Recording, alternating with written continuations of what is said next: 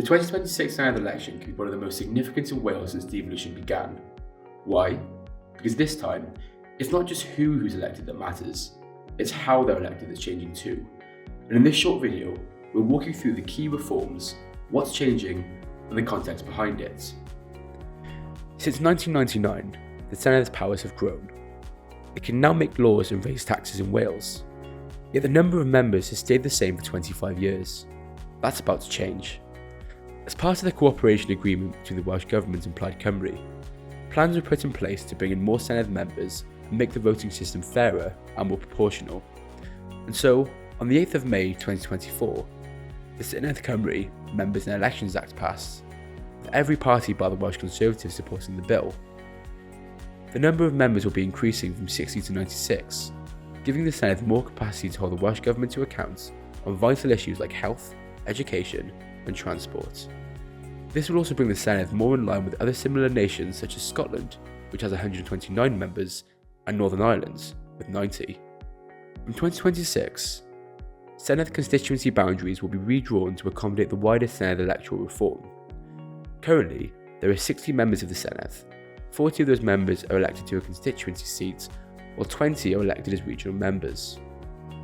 In May 2024, the Senedd agreed to reform Welsh Senedd constituencies by voting to continuously recombine 32 Welsh parliamentary constituencies to form 16 new Senedd constituencies. Each new constituency will elect 6 members to make up the 96 members of the Senedd. Constituents can contact any of their 6 representatives regarding their concerns. The 2026 election will also introduce a new way of voting, a closed list proportional system. Before now, Senedd elections used a mix of 2 voting methods. You'd vote once for your local candidate and then again for a party in your wider region. It was called the additional member system, and it combined first past the post with proportional representation.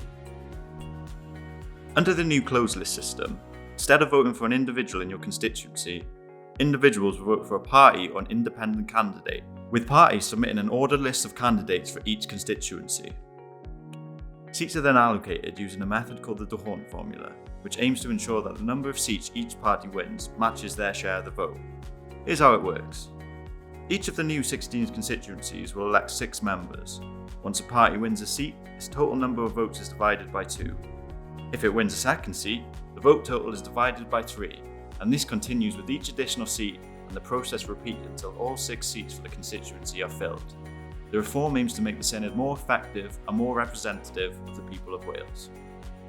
Under Wales's new 96-member Senedd system, a party will need 49 seats to form a majority government. But with the introduction of this more proportional voting system, alongside the current political landscape, reaching that number has become significantly harder. This shift makes it much less likely that any single party will be able to govern alone, and as a result, we're more likely to see coalition governments, or even minority governments, those that rely on informal agreements between parties to function. The new system marks a major change in how Welsh democracy operates, encouraging greater collaboration and perhaps more compromise across the political spectrum. And that's our Senedd Reform Explainer. If you like more election news, briefings, polling analysis, manifesto breakdowns and more, sign up to Canvas's 2026 Senedd Election Package, which guarantees you a stream of content spanning from now until the election, so that you can stay informed throughout every stage of the process. If you're considering signing up or are looking for more information about the package, feel free to send us an email.